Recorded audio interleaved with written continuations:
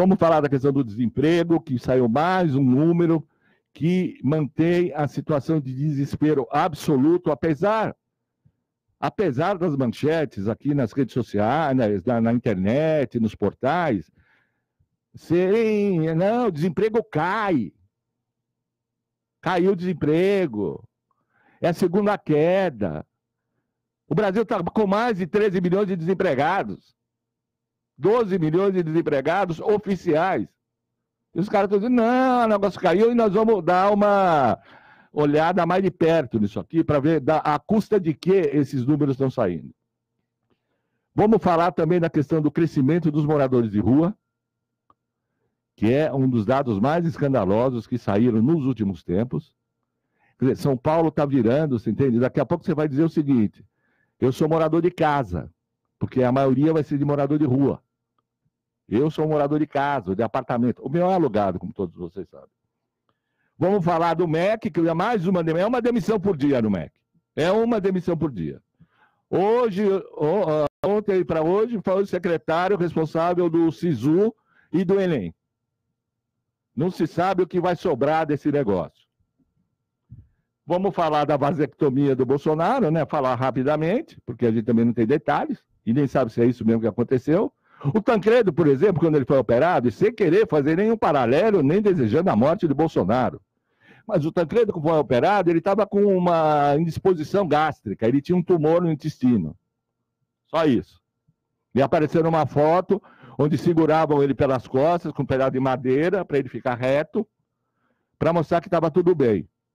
Aí no dia 21 de abril daquele ano, ele foi para o espaço. De 85, né? Ele foi para o espaço.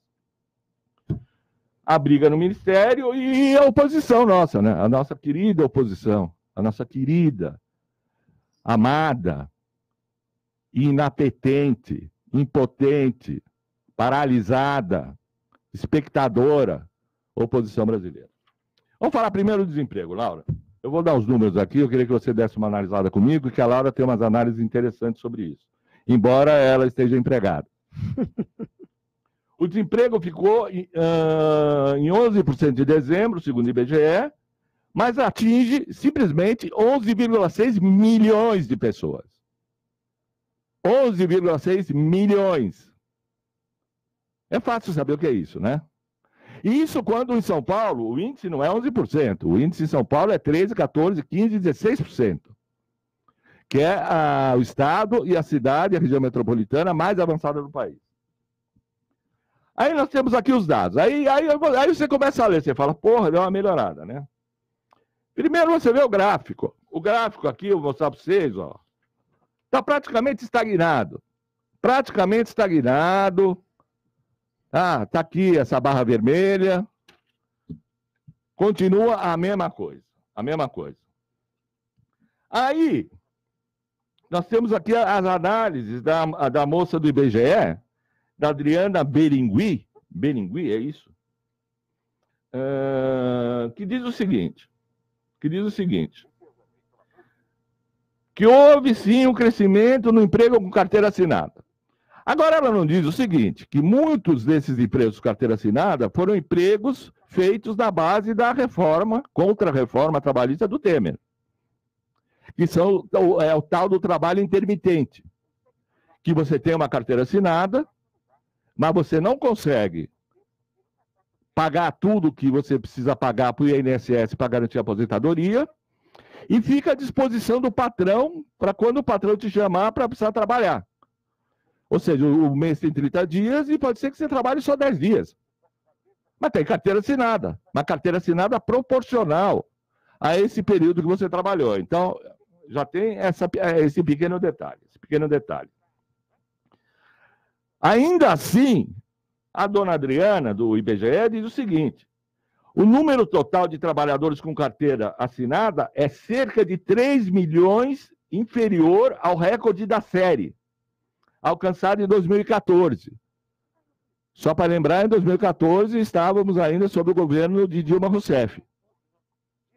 Ou seja, esse aumento no número de trabalhadores com carteira assinada é 3 milhões inferior ao recorde da série em 2014. A tal da informalidade. Informalidade serve para qualquer coisa. Eu estou aqui no emprego informal, por exemplo, porque eu não tenho salário, eu não tenho carteira de trabalho assinada na Rádio Trianon, nós temos o patrocínio da POSP, a qual eu sempre agradeço, mas eu sou um sujeito informal. Eu sou tão informal que nem salário eu ganho. Nem salário eu ganho. A taxa de informalidade atingiu 41% no quarto trimestre. São 38,4 milhões de pessoas que trabalham de maneira informal. E informal é o cara que vende pano alvejado no meio da rua, é o cara que vende bolo de nada e cafezinho nas calçadas e nas esquinas, é aquele cara que vende chiclete Trident no farol, é aquele cara que entra numa livraria, num restaurante, aquelas crianças vendendo pano de prato. Tudo isso é incluído na informalidade. São caras que estão empregados na informalidade. Acreditem se quiserem. Se quiserem. Houve uma elevação na comparação com o último trimestre de 2018 de 3,3%. Ou seja, 782 mil pessoas a mais em relação a esse período entraram na informalidade. Depois, apesar da queda em relação a 2018, o número de desocupados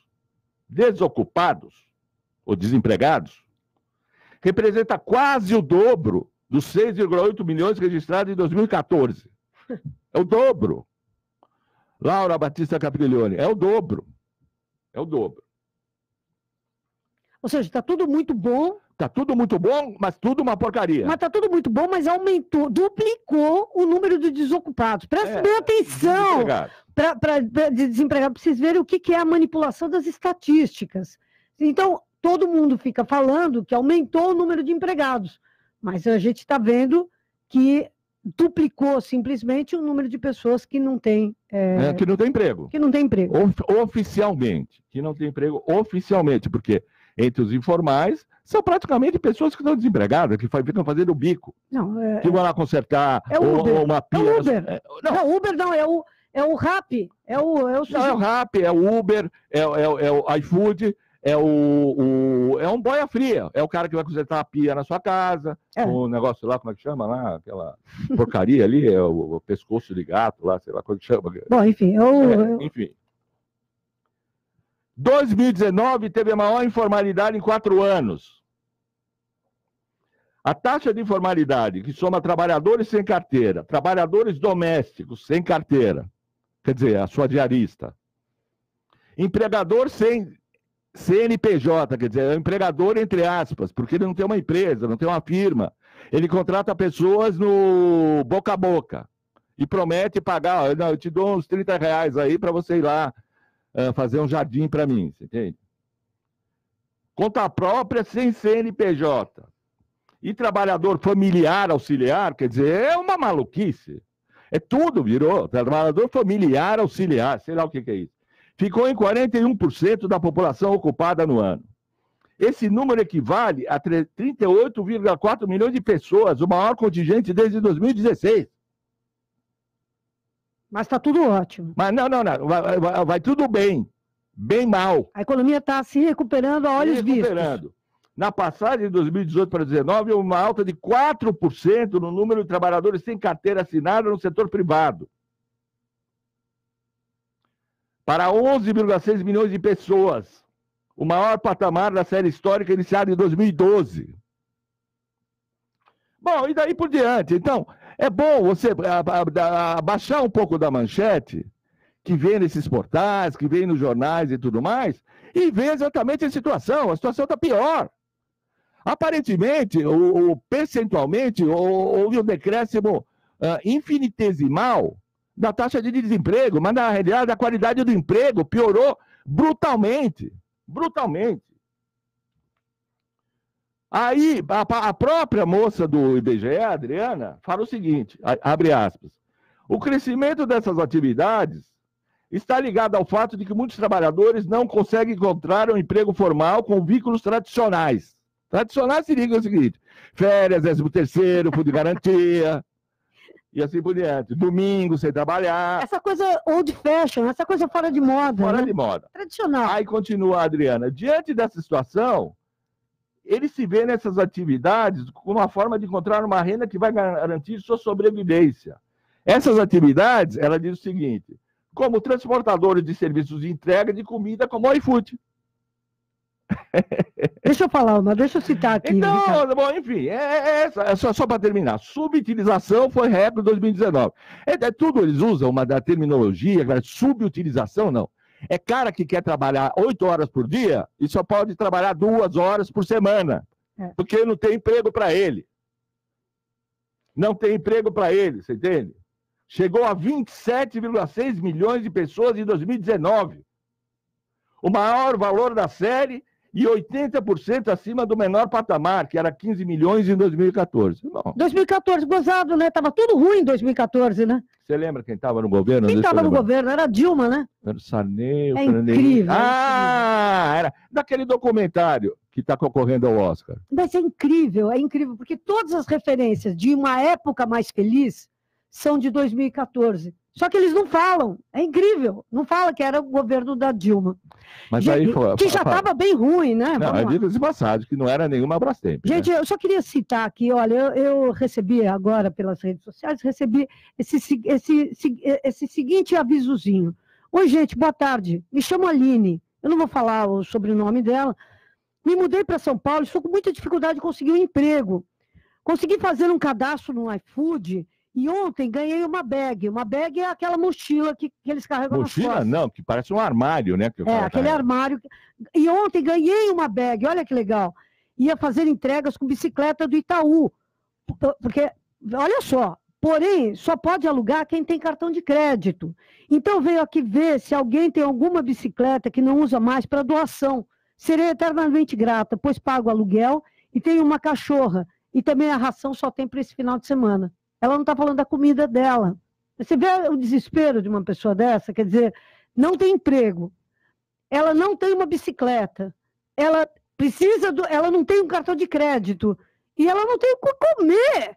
E é isso. Mas ela está certamente entrando na lista aqui do emprego informal. Do emprego informal. Como empregada. Olha, essa pessoa é a Aline. Aline, olha, toda a minha solidariedade a você e a todos quantos estão vivendo esse momento tão difícil. Agora, veja, isso, para o efeito do IBGE, essa situação desesperadora e tristíssima da Aline, consta como emprego informal. Essa que é a tragédia do Brasil hoje. Então, nós estamos falando de uma forma perversa, é uma forma cruel de malversação da verdade, né? Quer dizer, isso é fake news.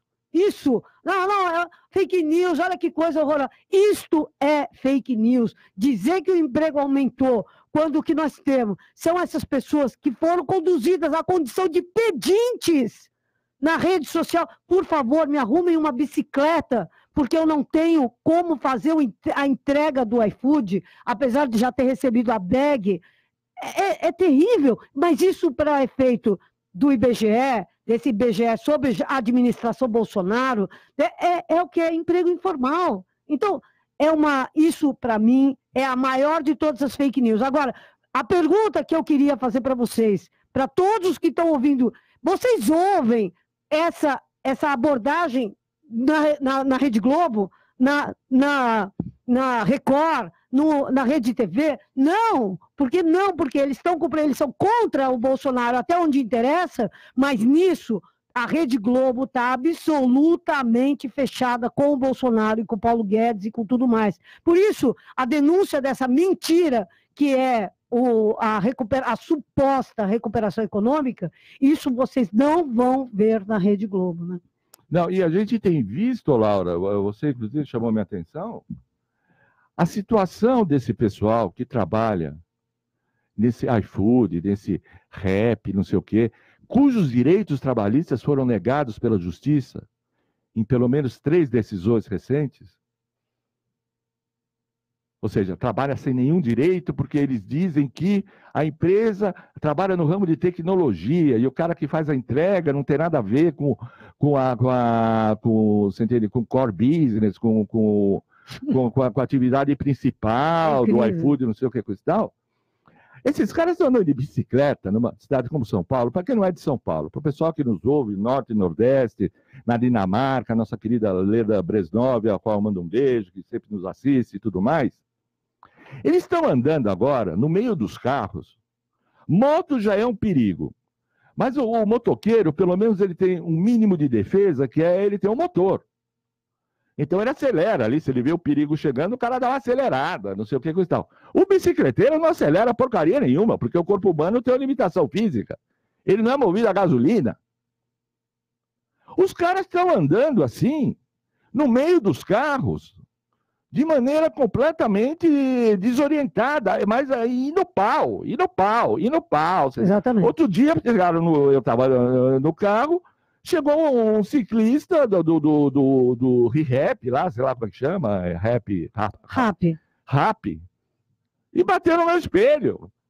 Mas eu nem briguei com ele, porque eu olhava pro cara e falava, pô, coitado. E o cara lá que estava na inundação, como é que foi a cena da inundação? Não sei se todo mundo teve a oportunidade de ver essa cena, uma das cenas mais... É o espelho desse quadro de emprego no Brasil. As inundações em Belo Horizonte, todo mundo viu, foram inundações tremendas, e os rios subterrâneos de Belo Horizonte aflorando e estourando os bueiros. Então, um perigo imenso. Pois bem, no meio desse caos, dessa tragédia, das inundações, os bueiros com as tampas todas abertas... O asfalto quebrando, um entregador desse iFood com um cajado na mão, andando no meio da inundação, com a mochila, essa bag nas costas, com o cajado para ele checar se tinha buraco à frente dele, porque ele tinha que continuar fazendo a entrega. Isso é um reflexo da negação completa de direitos, da negação completa de dignidade para esses trabalhadores. Ele tem que trabalhar na situação mais adversa, mesmo com a moto sem poder trafegar, mesmo com o carro sem poder trafegar, mesmo... Por quê? E mesmo sem uma pessoa podendo ser arrastado pela correnteza, ele tem que trabalhar, porque... Como é que ele vai levar comida para casa? E como é que ele vai garantir a sobrevivência? Então, é uma situação de... se isso não é situação análoga à escravidão, eu não sei o que é, né? Quer dizer, não é. O que é a situação? Escravidão. O que é a situação análoga à escravidão? Um cara que não tem um direito, que não tem nenhum direito trabalhista, que não tem nada, que é obrigado a trabalhar qualquer que seja a circunstância, porque senão não come. É isso que é hoje a situação do trabalhador brasileiro, e é isso que essas estatísticas não mostram, o IBGE não mostra, e toda a mídia mancomunada com o modelo neoliberal também não mostra, né? Esse que é o problema. Não, vão dizer, tenho certeza que vão dizer, desemprego recua. É isso, é lógico. Desemprego recua. Assistam hoje, por favor, o Jornal Nacional. Jornal Nacional, amanhã veja, tudo pela internet, pelo amor de Deus, não vai gastar dinheiro comprando Folha, Globo... Veja, Estadão, não sei o que, pelo amor de Deus, entende? Pelo amor de Deus, não gasta dinheiro com isso, não gasta dinheiro com isso. Aí, junto com isso, a gente tem um outro dado aqui, só para a gente encerrar essa parte da questão do emprego, que é esses dados sobre a população de rua em São Paulo, que foram publicados em primeira mão pela Mônica Bergamo, e agora já estão sendo de conhecimento público, que a população de rua de São Paulo cresceu 60% em 4 anos. São 4 anos. Era mais, você entende? Cresceu mais do que a metade, quer dizer, era 10, foi para 16. Em 4 anos. 4 anos. Chegou a 24.344 pessoas em 2019. Em 2015, os moradores... Nessa situação de rua, que eu não entendo bem essa terminologia, para mim eu chamo de morador de rua. Morador de rua. Morador em situação de rua, bom, enfim, existe uma briga hermenêutica aí, mas é morador de rua. Não é, porque a rua não é casa. Ele está morando numa situação de rua. Tá, tudo bem, mas eu acho que, sabe, algumas coisas tem que simplificar. Os moradores nessa situação somavam 16 mil pessoas. Saltaram para 24 mil. Isso está no Censo de População em Situação de Rua, realizado pela Prefeitura. O saldo de número de moradores de rua e o desemprego tem uma relação direta. Você entende? O desemprego era 13,2% em São Paulo em 2015, quer dizer, 13%, quer dizer, enquanto a taxa nacional, mesmo ali manipulada, maquiada, embelezada, adocicada, é 11%, em São Paulo em 2015 era 13%, e agora são 16,6%. Em São Paulo. A locomotiva do Brasil, certo? Locomotiva, acelera São Paulo, acelera para o precipício, é para isso que nós estamos indo. E do total de moradores, 70%, 69,3%, vai, 69%, vamos fazer uma aproximação certa. São pretos ou pardos, e 28% são brancos. Há ainda indígenas e pessoas de cor amarela. A maior parte dos que estão nas ruas tem entre 31 e 49 anos, quer dizer, no auge daquilo que o cara deveria estar, no trabalho, sabe, nas suas condições físicas, na sua contribuição à sociedade, à família, onde ele já acumulou conhecimentos, onde ele tem experiência, onde ele tem equilíbrio, não tem muitas vezes a impulsividade, a rebeldia, às vezes um pouco, não inconsequente, mas sem medir muito o resultado da juventude, quer dizer, um cara que está naquela... maduro, é a maior parte desses caras que estão em situação de rua. E 3,9% são crianças. Crianças, simplesmente crianças. Criançada, molecada. São moradores de rua ou em situação de rua, como vocês dizem, sei lá. E os motivos que levaram a essa situação são conflitos familiares, falecimento de parentes, perda de trabalho, drogas e problemas de saúde, como depressão. Alguns são egressos do sistema prisional. O que você achou desses dados, Laura? Bom, em primeiro lugar, eu não acredito que sejam 24 mil. Aliás, teve, só se interromper, na coletiva onde foi anunciado isso aqui, houve um protesto do representante dos moradores em situação de rua, dizendo que esses números estão... maquiados. Subestimados. Exatamente. Eu não acredito nisso, porque o problema é o seguinte, gente, as pessoas morando em situação de rua não estão no centro de São Paulo só. Acabou essa... Você vai para qualquer bairro hoje, você vai para a periferia, você vai para a Cidade Ademar, periferia distante do centro, você tem ali também as pessoas que não moram, que elas se escondem em lugares absolutamente sem condição nenhuma de abrigar um ser humano. Nem um animal não poderia ser colocado nas situações em que essas pessoas vivem. Então, na verdade, a situação de miséria, essa situação, ela está espalhada pela cidade toda. E é muito difícil fazer esse censo. Esse é um censo que exige conhecimento desses bocós, dessas quebradas, desses locais. E isso é uma coisa que precisa ter vontade política para ir lá localizar essas pessoas. Um dos representantes que apresentou o censo disse o seguinte: não, tem muita gente que pode não estar nesse levantamento porque elas estavam dormindo na hora que o levantamento foi feito, então a gente não pôde perguntar. É isso. Então, nós vivemos essa situação surreal, quer dizer, eles estão querendo... assim, mas a situação é a seguinte, nós estamos aqui na Avenida Paulista. A Avenida Paulista é um dos cartões de visita da cidade de São Paulo. É um dos cartões de visita dessa que é a cidade mais rica do Brasil. Você anda aqui pela Avenida Paulista a partir das 6 horas da tarde e isso aqui é convertido num pátio dos milagres. São milhares de pessoas dormindo na Avenida Paulista. Vale dos Caídos da Espanha. Exatamente. É um negócio, assim, e dormindo dentro de agências bancárias, nas escadarias dos bancos, nas escadarias das lojas. Assim, a noite cai, as lojas se fecham, e isso aqui vira um grande dormitório. Quer dizer, aí você vai falar assim, bom, quem é que são essas pessoas? Então você fala assim, são pessoas com depressão. Bom, você conseguiu fazer a operação que transforma um problema econômico numa doença mental. Então você medicalizou, você tirou da esfera da miséria, né? Você tirou da esfera... O cara é um doente. O cara é um doente. Ele é dependente químico. Por que que esse cara se transformou num dependente químico? Por que que esse cara caiu em depressão? Por que que esse cara foi expulso de casa? Por que que esse cara... Por que, gente? Porque o nome disso é miséria e desemprego. Eu estava vendo ontem conversando com uma pessoa ali no viaduto Maria Paula, e essa é uma senhora. É aqui no centro de São Paulo, aí para localizar vocês. Morando na rua. E essa mulher foi expulsa de casa. Por quê? Porque ela morava com a família, aí o filho teve um filho, o filho dela teve um filho, portanto, um neto dela, e ele pegou e falou: mãe, não temos mais condições, você vai ter que sair. E ela foi expulsa da própria casa.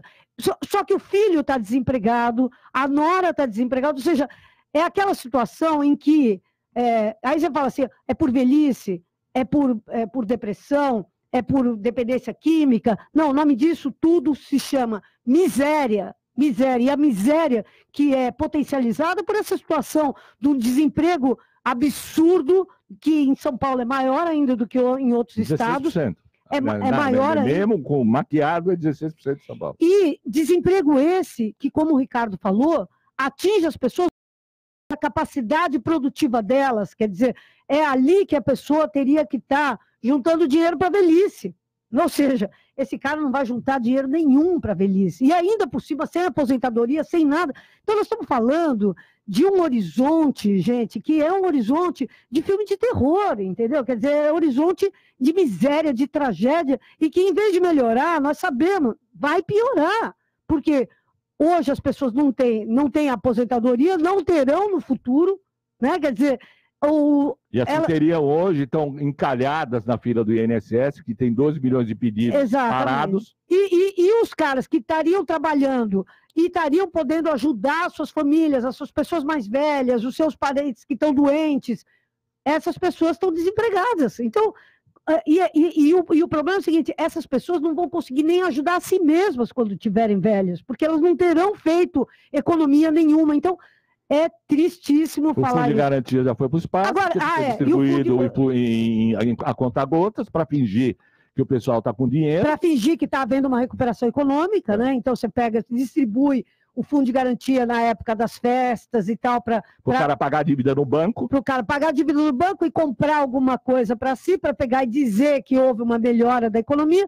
Então nós estamos vivendo num mundo de faz de conta, só que você superou a primeira camada e o que você vê é a tragédia da carne podre, a carne da sociedade brasileira podre, apodrecida, é isso que está acontecendo. Não, nós estamos vivendo uma situação... O Chico Buarque gravou aí um vídeo a respeito daquele documentário da Petra, que está concorrendo ao Oscar, Democracia em Vertigem, não sei se chegou a ver o vídeo, onde ele resume bem, ele fala várias coisas, elogiando o documentário, não sei o que, coisa tal, coisa. E falando do curso que as coisas tomaram no Brasil desde o impeachment, e fala, hoje estamos sendo governados por loucos. E é exatamente isso. Porque além de serem pessoas reacionárias, pessoas neoliberais, pessoas daquele capitalismo selvagem, aquela coisa de retorno a uma escravidão de fato, esses caras são incompetentes, são lunáticos, são alucinados. Quer dizer, nós estamos no pior dos mundos. No pior, não é? Não, tem uma direita conservadora que está aí fazendo as coisas, mais ou menos, coisa e tal coisa. E aí a gente vê. Aí a gente já entra no outro ponto, que é a situação do MEC, Laura. Ontem, mais uma demissão. O secretário de Educação Superior do MEC pediu demissão. Pediu demissão... Ele disse que por motivos pessoais. Motivos pessoais o quê? Dos milhões de estudantes que foram prejudicados por esses aloprados que tomaram conta do Ministério Estratégico em qualquer país que se queira civilizado. Mandou uma carta e ele é um dos principais auxiliares do Abraham Weintraub. Pediu demissão, simplesmente. Que é o cara que é responsável do SISU e do Enem. Você entendeu?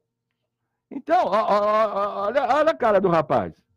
Desculpa, não tenho nada contra o físico de rigor das pessoas, mas, evidentemente, se olhando para a cara dele, é um cara que não tem preparo para fazer o que ele estava fazendo.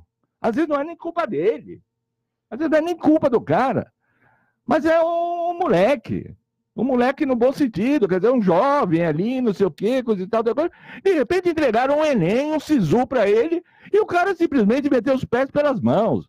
Ninguém sabe quanto é que tirou no Enem, se tirou 8, 9, 7, 6 ou 5. Ninguém sabe para que escola ele vai no SISU. E o SISU é justamente onde seleciona as pessoas para as universidades públicas, onde não se paga. E agora saiu mais um. Quer dizer, quem é que está mandando no MEC atualmente? O Weintraub não manda mais em ninguém. O Rodrigo Maia chegou com muita clareza, até o Rodrigo Maia, que, vamos combinar, o Botafogo, aquele da lista da Odebrecht, não sei o quê, não é nenhum, você entende? Não é nenhuma Brastemp, nada, né? Não é nenhum grande, não é um Winston Churchill, não é assim, nenhum Lenin, um Trotsky, é uma coisa assim. Falou que é um desastre esse cara. Esse cara tem que sair. Porque ele está atrapalhando não apenas as gerações futuras e presentes do Brasil, ele está atrapalhando, inclusive, os planos do mercado. Porque ele fala, nenhum investidor vai investir num país que a gente não sabe que tipo de mão de obra vai formar, porque não tem mais Ministério da Educação. O cara que tira 2 entra na universidade, o cara que tira 8, mas porque as notas não foram devidamente calibradas ou medidas, a avaliação foi feita de maneira completamente nas coxas, o cara está fora da universidade. Isso aqui é uma coisa de uma gravidade que as pessoas não se dão conta. Todo mundo pensa que não é uma briga ideológica com o Olavo de Carvalho. Eu quero mais que se lixe o Olavo de Carvalho. Eu quero mais que ele fique matando o urso. E se ele estiver atirando no urso, se o urso for esperto, seria bom, enfim, não vou nem dizer. Agora não. E todos os planos dele foram para o espaço. Todos. O Enem, que era do nada. Aí ele fala, não, eu saí e criei um monte de coisa importante. As coisas importantes que ele criou. A nova carteirinha estudantil, aquela que foi feita para esvaziar a Uni. Aquela que foi feita para esvaziar a Uni e que não vai ter mais valor nenhum, porque o Bolsonaro já falou que está empenhado em acabar com a meia entrada, né? Então... Quer dizer, é um bando de idiota, né? Quer dizer, como é que pode? O cara se vangloria de ter criado uma coisa que não vai ter utilidade nenhuma. Não, e ainda está no estágio de medida provisória, onde corre o risco de perder a validade, quer dizer, não vai servir para nada. O novo Revalida, o Revalida é aquele relativo aos médicos, para validar os diplomas de pessoas que não fizeram cursos dentro do Brasil. Que ele propunha, o tal do Lima Júnior, que envolvesse as universidades privadas, foi vetado pelo Bolsonaro. Isso foi uma realização, ele encara isso como uma realização, um plano que foi vetado. Então, ele ficou 9 meses à frente da secretaria. Em 9 meses ele conseguiu, você entende, destruir 90 anos de trabalho no Ministério da Educação. Você tem alguma explicação para manter o Weintraub no governo? Não, Eu imagino como é. Eu não faço tempo que eu não vou numa universidade, mas esse cara aí é um espantalho. Não, ele é uma vergonha assim, absoluta, né? Quer dizer, um cara que não tem compostura nenhuma. Vocês lembram daquela performance dele cantando na chuva, Sim, com um guarda-chuva? Foi até objeto de uma charge da capa do jornal Globo hoje. Quer dizer, ele é um perfeito nécio, né? Um cara. É um paspalho. Um cara sem preparo nenhum, analfabeto, funcional. É impressionante com C, como esse cara é ruim. É um cara que sabe xingar muito bem, quer dizer, ele tem o currículo dele de verdade, verdadeira, é o seguinte, ele é um xingador de ofício, né? Quer dizer, é um cara que lida bem com as redes sociais, mobiliza bem nas redes sociais, xingando todo mundo. Enfim, é uma tragédia. E agora, o trágico é o seguinte, é que é incrível, porque pessoas que passaram o ano passado inteiro estudando, não sabem, e foram reprovados. Não é ano passado, né? É uma vida inteira. É uma vida inteira. Essas pessoas, eventualmente foram reprovadas, elas não têm a menor garantia de que receberam uma avaliação justa e que a sua exclusão, nenhuma exclusão seria justa, mas dentro das normas, elas não têm nenhuma garantia de que tenham sido respeitadas as normas que estão estabelecidas. Quer dizer, é uma tragédia, é um negócio para você pegar e falar, olha, o jovem, escolhe o caminho do crime, entendeu? Porque você pegar e fazer tudo certo, você estudar, você se esforçar, Não, isso não vai valer nada, porque tem uns paspalhos que vão pegar e fazer o que eles quiserem para economizar, porque não vamos falar claro. Isso tudo, essa incompetência, ela tem lógica.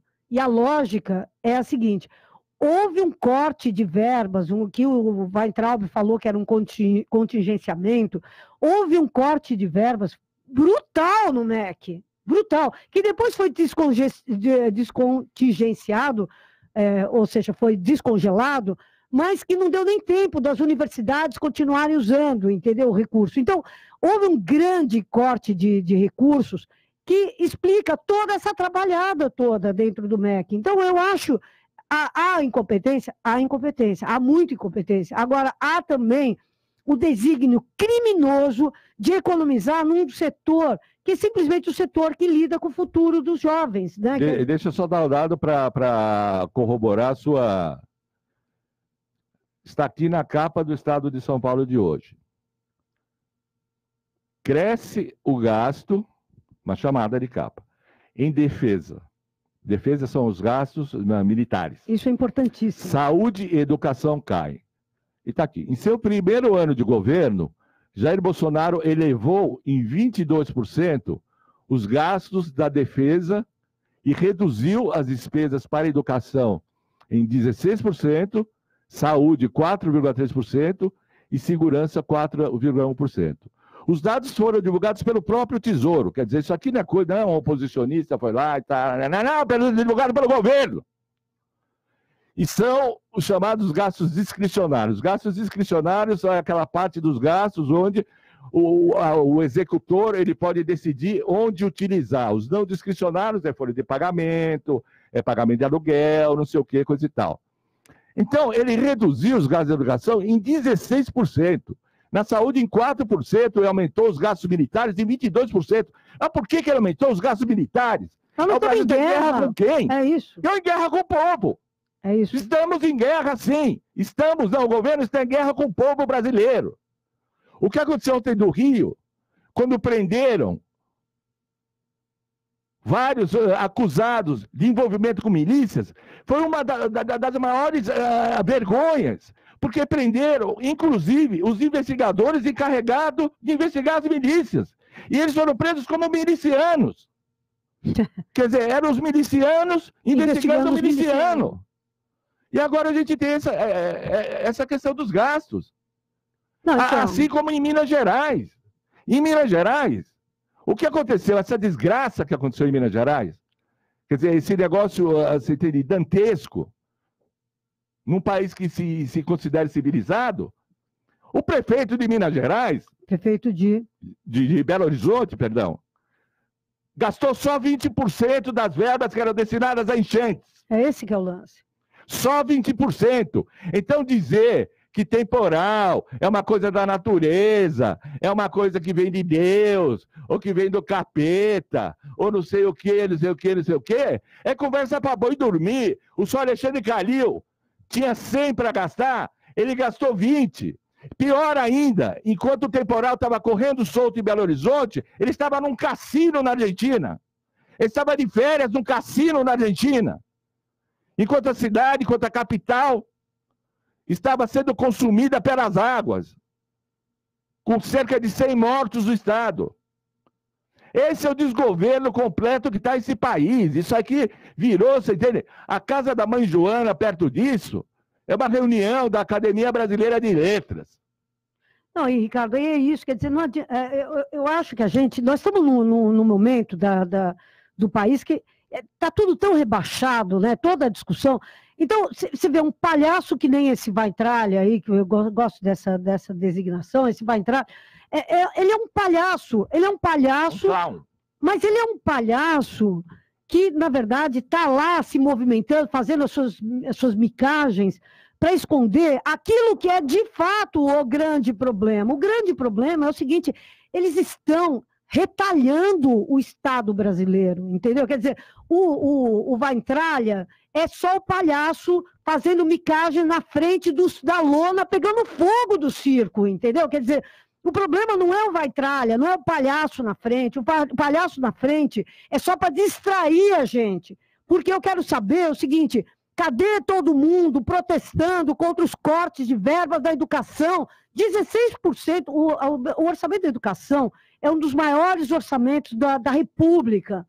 E esse orçamento aqui foi cortado em 16%. É muito dinheiro que foi cortado, que foi retalhado, e é o Estado brasileiro que está indo para o saco. Ou seja, houve inflação, e em vez de aumentar o recurso, não, o recurso foi cortado, quer dizer, 16% é o que foi cortado, mas além disso, tem a inflação que houve no período e que não foi reposta, e que nem será reposta, conforme a lei do Temer. Então, nós estamos falando de um Estado brasileiro que está sendo simplesmente sucateado, destruído. E, enquanto isso, tem uns palhaços na frente, para a gente se distrair, para falar, olha, o cara escreve impressionante com C. Ele é um idiota, mas ele é o idiota certo para estar na frente do circo, para que a gente não preste atenção que ele está pegando fogo, que a lona está pegando fogo, entendeu? Exatamente. E que tem milhões de pessoas sofrendo com isso. Você falou o negócio de Minas.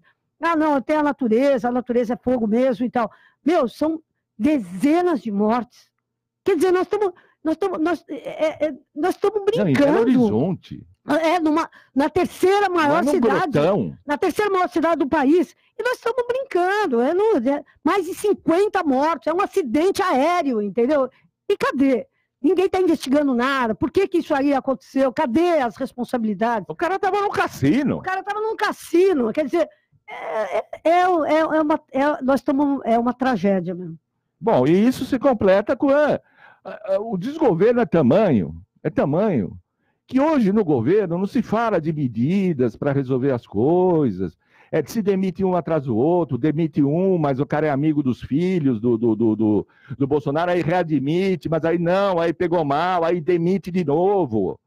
Aí agora tem essa briga. Nós temos um ministro, o Brasil tem um ministro da Casa Civil, que hoje não manda mais em nada. Em nada. O tal do Onyx Lorenzoni, que estão chamando ele de Inox Lorenzoni. Entendeu? O Onyx Lorenzoni, ele não manda mais na parceria pública e privada, ele não manda mais na leitura prévia dos decretos que o governo baixa, e não manda também na articulação política. O que faz o senhor Inox Lorenzoni no governo? Esse cara ganhando dinheiro. Agora, todo o segundo escalão dele foi demitido pelo Bolsonaro. O Bolsonaro demitiu o tal do Vicentini, depois foi readmitiu, depois demitiu, que foi o cara que pegou o avião da FAB, porque a FAB virou o Uber dos políticos, é o Uber dos ministros.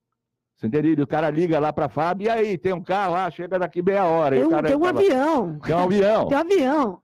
Aí depois demitiu o cara que tinha substituído aquele que foi demitido, também foi demitido, porque ele readmitiu que tinha sido demitido. E agora demitiu o assessor de imprensa do Gabinete Civil, que tinha divulgado que tinha sido readmitido o tal do Vicentini.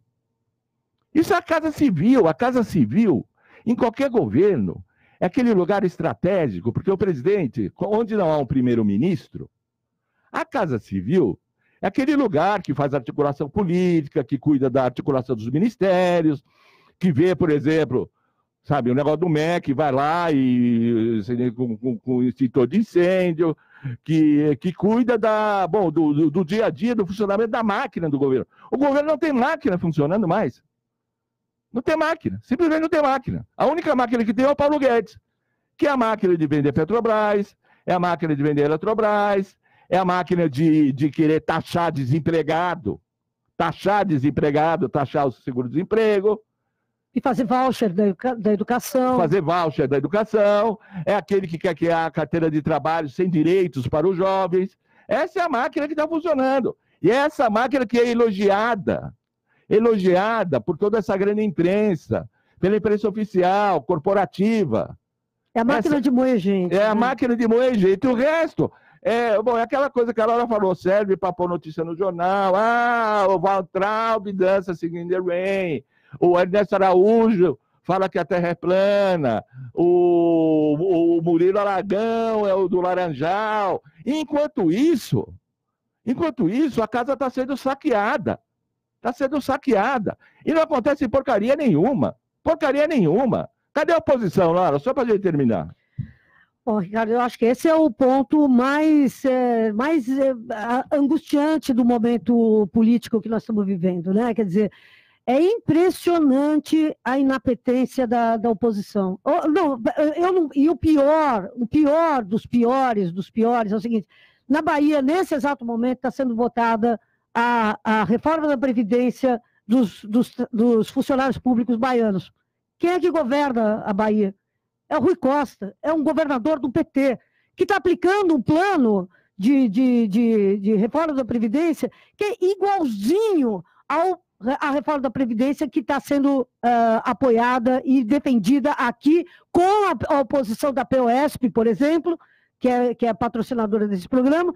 A Bebel, nossa querida da Bebel e tal. Beijo pra Quer ela. dizer, mas o Rui Costa, que é esse cara, governador do PT, está aplicando um plano de previdência, um plano de reforma da Previdência igualzinho ao do Dória. Quer dizer, então é uma... Aliás, que aqui em São Paulo foi bloqueada, né? A reforma da Previdência. Foi bloqueada. Lá na Bahia também foi, e agora foi derrubada a liminar, portanto vai ser votada agora. Então, nós estamos falando de uma oposição que perdeu o norte. Quer dizer, a oposição fica discutindo isso, fica discutindo os factoides do governo. A oposição virou uma oposição de fazer meme. Então, nós temos um monte de deputados do PT, de governantes da oposição, e que faz meme, que faz piadinhas na internet, no Twitter, não sei o que lá. Então, agora... A discussão séria sobre a oposição séria e consequente ao que está acontecendo, nós não estamos tendo nada, tanto que não tem nenhuma mobilização. O governo está destruindo o Estado brasileiro e você não vê nenhum... O judiciário, o Luiz Fangio, você entende? Faz o que quer. Faz o que quer. Manda passear, manda o Toffoli, você entende? Manda chorar na pia ou chorar na cama, que é lugar quente, derruba coisa do presidente Supremo, não acontece nada. E tudo bem, é isso. Quer dizer, nós estamos diante de uma situação, quer dizer, nunca houve um governo tamanhamente empenhado em destruir direitos, conquistas, nem na época da ditadura, hein? Nem na época da ditadura. Embora hoje a gente tenha pelo menos a possibilidade de estar falando o que a gente está falando aqui, sem correr o risco de ser preso por enquanto e de ter um tanque na porta. Até porque eu falei que quem representa o nosso programa é o Fabiano. As consequências são com ele. É o Serginho Guaidó, não sei o quê. Mas o lance é o seguinte... Mas do ponto de vista administrativo... Mas a destruição do Estado, porque a ditadura ela tinha seus interesses, mas a destruição do Estado, como nós estamos vivendo hoje, nunca existiu na história do Brasil. Nunca. Até porque a ditadura era estatizante. Então, não era uma coisa assim. A ditadura, por exemplo, uma das coisas que a ditadura fez foi universalizar o acesso ao ensino fundamental. Isso não existia antes no Brasil. E foi na base da escola pública.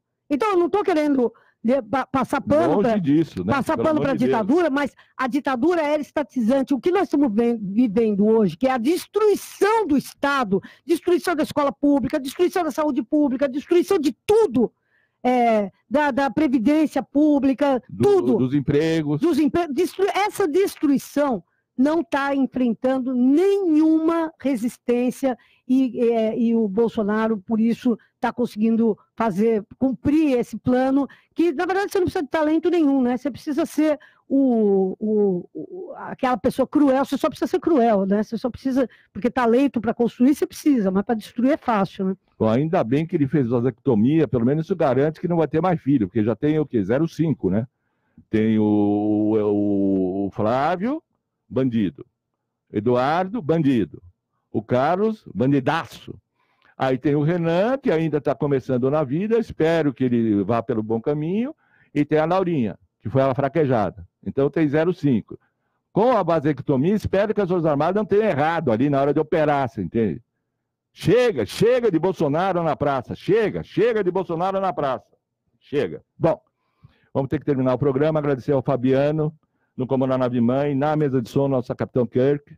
Agradecer ao Serginho Guaidó, que a partir de segunda-feira entra de férias, para economizar dinheiro, para comprar fralda, para não sei o quê, aquela coisa toda, a gente sabe. Ao Neildo, que não está aí ainda, ao Juca, do programa Radar Paulista, que nos sucede, ainda bem, campeão de audiência e alavanca a nossa própria audiência. E ao Renato, né, que comanda o Radar Paulista. E agradecer, obviamente, a Laura Capriglione pela presença, sempre brilhante, esclarecedora, que nos ajuda a iluminar, sem nenhum tipo de um otimismo idiota, nem um pessimismo prostrado. Simplesmente você dá a realidade, que nós temos que fazer, temos que se mexer. Se não se mexer também a coisa não vai mudar. Obrigado, Laura. Obrigada, Ricardo. Obrigado a todo o pessoal que está nos assistindo. É uma honra sempre estar aqui.